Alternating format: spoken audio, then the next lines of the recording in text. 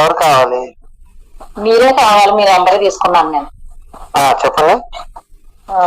ఏంటండి మాట్లాడుతున్నారా యేసుప్రభు వారి గురించి? అంటే నేనే నా పేరు తెలుసా మీకు? తెలుసు. చెప్పండి చెప్పండి. కాదండి, మీరు బైబిల్లో చెడే చూస్తున్నారు కానీ మంచి ఎంత ఉందండి? మీరు చదివారా బైబిల్ అంతా? నాకు తెలియదమ్మా, మంచిగా ఉంది. చెప్పండి మీరు. అంత మంచిగా ఉంది, అంత మంచిగా ఉంది. యేసుప్రభు వారు కొంచెం పెళ్లి చేసుకోలేదా యేసుప్రభు గారు? మరియమ్మ గారు అదేంటి వ్యభిచారా? అవును, భర్తతో గర్భం చేయించుకోడు కదా, వేరే ఎవరు పరిశుద్ధాత్మతో గర్భం చేయించుకోవటం తప్పు కదా అది. మా మాట ఏంటంటే, ఇప్పుడు పరిశుద్ధాత్ముడు ఆవిడ కన్యాత్వం, ఆవిడ మంచిదని ఏ పురుషుని కూడలేదని ఆమె గర్భాన్ని యేసుప్రభు వేశారు. యేసుప్రభు పుట్టాక ఆవిడ కన్యాత్వాన్ని ఆవిడకి ఇవ్వలేడా దేవుడు? ఇవ్వలేడా? అది లూజ్ అయిపోయింది, ఇది లూజ్ అయిపోయింది అన్నప్పుడు ఇచ్చిన దేవుడు మళ్ళీ ఆవిడ కన్యాత్వాన్ని ఇవ్వలేడా? ఇచ్చున్నాడా? అమ్మా కాదు, బైబుల్లో మీరు రిఫరెన్స్ చూపించి మాట్లాడండి అమ్మా. నేను బైబుల్ నుంచి రిఫరెన్స్ చూపిస్తాను, అలాగే మీరు బైబుల్ నుంచి రిఫరెన్స్ చూపించి మనకి ఊహాగానం లేదని కాదు.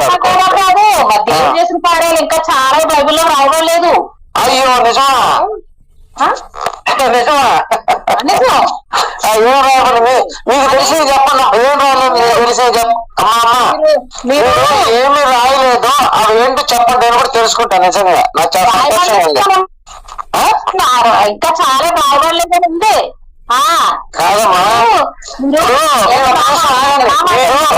మీరు ఇచ్చిన స్టేట్మెంట్ తప్పు, మీరు మాట్లాడిన మాట తప్పు. ఎందుకని?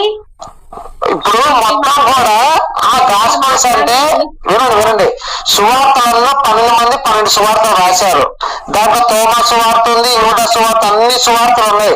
అవన్నీ బైబిల్లో చేర్చబడలేదు. ఏమా తోమా సువార్త కూడా ఉంది. తోమా సువార్తలో యేసు పెళ్ళైనట్టు పిల్లలంటూ కూడా తోమా సువార్తలో రాశారు. ఒకసారి మీరు చెక్ చేసుకోండి, అది ఆన్లైన్ కూడా దొరుకుద్ది. ఆ పత్రికలు దొరికినాయి. తోమా సువార్తలు కూడా అది పెళ్ళైంది, పిల్లలు ఉన్నారని చెప్పి రాశారు. మార్క్ అనేవాడు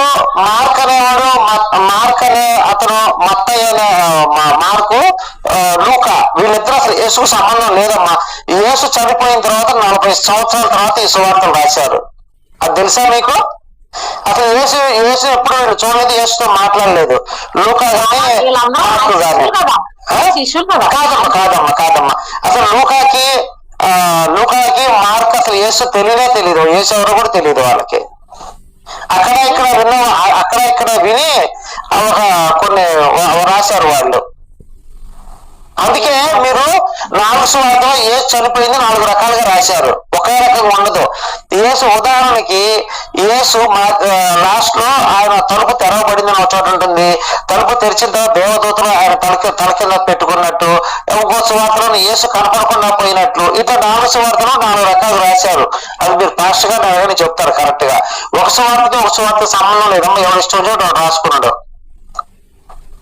తెలుసా మీకు? అది ఎవరెస్ట్ వచ్చినట్టు వాళ్ళు కాదు. ఇప్పుడు రాసుకున్నాను,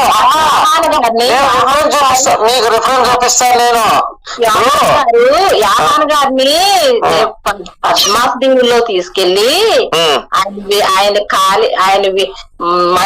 మరిగి నూనెలో వేసి ఆయన పద్మాస్ దీవుల్లో పడేస్తే ఆయన ఆత్మవశుడై ఆయన